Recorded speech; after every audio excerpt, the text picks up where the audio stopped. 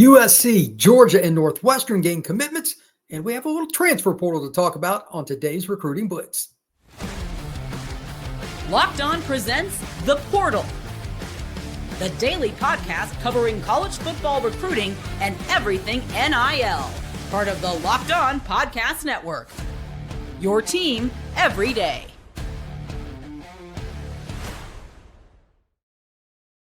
Welcome back into the Portal Podcast, where you get your daily recruiting, NIL, and transfer portal scoop. I am your host, Brian Smith, longtime college football writer and recruiting analyst. Thank you for making the Portal Podcast your first listen each and every day here on the Locked On Podcast Network, your team every day. Today's show is brought to you by Monarch Money. Take control of your finances with Monarch Money. Use code LOCKEDONCollege at monarchmoney.com for 50% off your first year. We have a few commitments to discuss and a couple of interesting transfer situations at the end of the show. So let's dive in. Number one, we're looking at a commitment again for the USC Trojans. The number one class gets stronger. This time it's a player that not only is a good one, but he is from a program that USC hasn't done as well at recently, and it's a bit puzzling.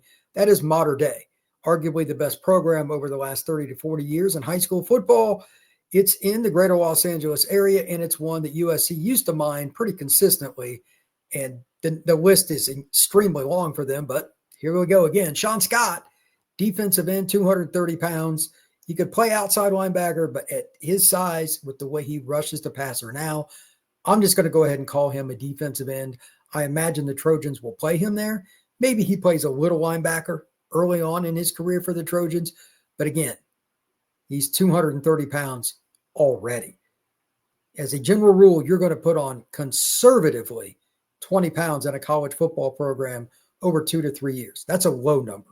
If he ends up at 260, 275, it wouldn't shock me either. That's just the protocol in college football. You get bigger, not smaller. A few of the things that I liked about him, he changes directions really well. He's obviously been coached at a very high level playing at Mater Dei, and he's went up against Trinity League competition. So needless to say, Shaun Scott's going to be very, very well brought into the league for the Big Ten. Like, this isn't a guy that's going to need to assimilate at the same rate some other recruits will. It's still a jump, don't get me wrong, but playing at Mater Dei, playing in the Trinity League, arguably the best league in the country, that's different. Now, how does he end up growing into the DN spot? Is it going to be just weak side, strong side? I wouldn't touch that with a 10-foot pole. Maybe he ends up being a big guy. It's hard to say. He's still filling out his frame, but USC gets 4-star recruit that has all the right traits, plays hard. He's got a couple good moves. Spin moves good. He has the ability to use a long arm, and he's just a guy that gets after it. He plays hard on every down. He even drops into coverage a little bit. It does a nice job of reading screens, throwbacks. He picked off a throwback to a quarterback on a trick play. That was a pretty interesting play. USC, again, gets another commitment to strengthen their number one overall recruiting class. And I think it's important to note again, Mater Dei, that's a school they haven't hit as well over the last 5 to 10 years.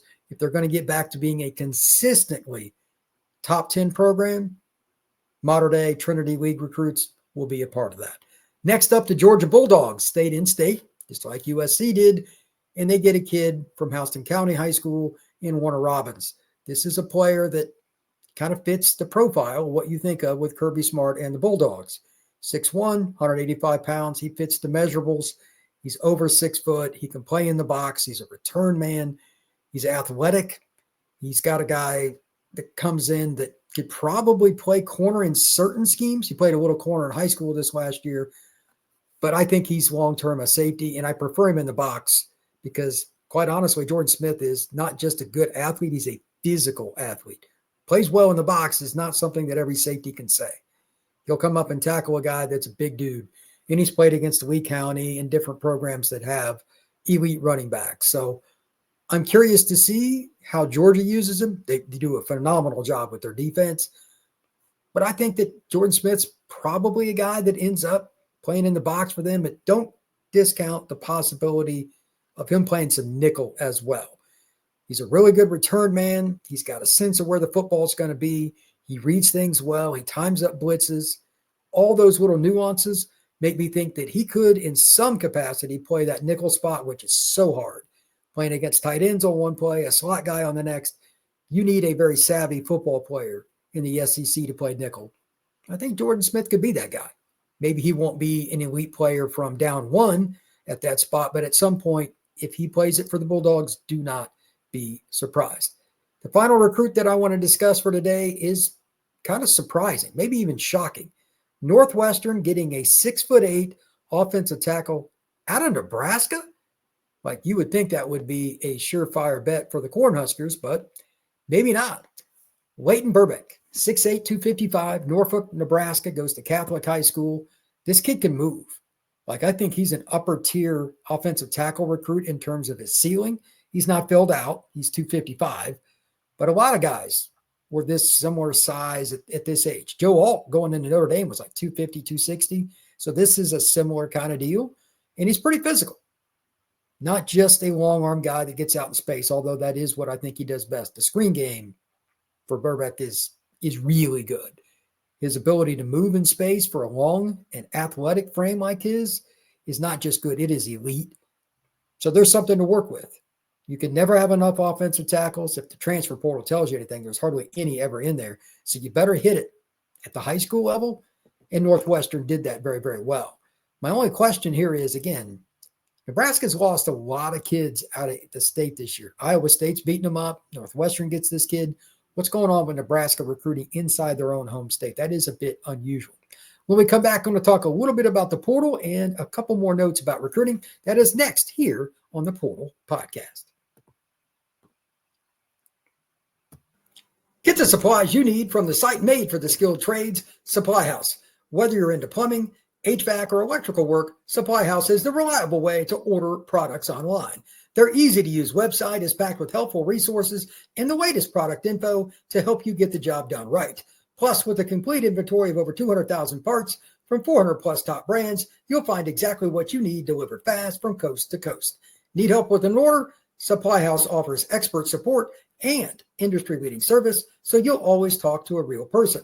And for trade pros looking for an extra edge, their free Trade Master program offers exclusive perks like a dedicated phone line, free shipping, and discounts on every order. Thousands of skilled professionals are already taking advantage. Now it's your turn. Join the Trade Master program today at supplyhouse.com/TM and start ordering plumbing, HVAC, and electrical supplies with just a few clicks. Plus, use promo code SH5 for 5% off your first order. That's supplyhouse.com. Ever check your bank account and wonder, where did all my money go? Between dining out, online shopping, and entertainment, it's easy to lose track. That's where Monarch Money comes in, your personal CFO, giving you full visibility and taking control over your finances. Monarch Money isn't just a budgeting app, it's a complete financial command center. You can track all your accounts, investments, and spending in one place, so you stop just managing your money and start building wealth. It's easy to collaborate with your partner as well. Instead of keeping all your capital in different places, you can track your personal accounts, set goals, and more under Monarch Money without all the stress. Take control of your finances with Monarch Money. Use code LOCKEDONCollege at monarchmoney.com for 50% off your first year. That's monarchmoney.com, code LOCKEDONCollege for half off your first year. As a reminder, recruiting is really going to ramp up this week. We got a commitment today, probably, I think, for Ohio State. Jordan Thomas is going to make a decision. We've got another running back going to come off the board this week, Jonas Walton. Looks like Notre Dame, we'll see. But there are other guys that are going to pop too. And then this weekend, I said it yesterday, and I'm going to say it every day. This weekend is the beginning of the recruiting bombardment. The 16th is a big weekend for several schools. Programs like Georgia have official visits, Auburn, and several other programs. You're going to see kids come, take a visit, and they don't necessarily expect it, but they will commit on the spot or soon after. Next week, about a week from today, you're going to see a lot of commitments, and you're also going to hear a lot of rumors, kids moving visits around, changing things because they didn't expect it, but based on their first visit, they're going to shorten the window for the recruiting time span and when they're going to make a public decision. Make sure you stay locked in here on the Portal Podcast because we're going to talk about it each and every day. Now on to a little bit of transfer portal news because, as I've said before, it is not closed for those still making decisions. It's just closed for those trying to get in. That was done in April, but now it's random on when kids commit. So First one, this is a player returning home, if you will. Jack Hestra, a wide receiver that started out at Colorado, transferred to Charlotte, then transferred to Utah State, is back with Deion Sanders and the Colorado Buffaloes. He's got 66 career receptions. He's a player that's had some success, but he's not necessarily a dominant guy, but you get an experienced player that's familiar with your school. These are the kinds of little things that college coaches do to win.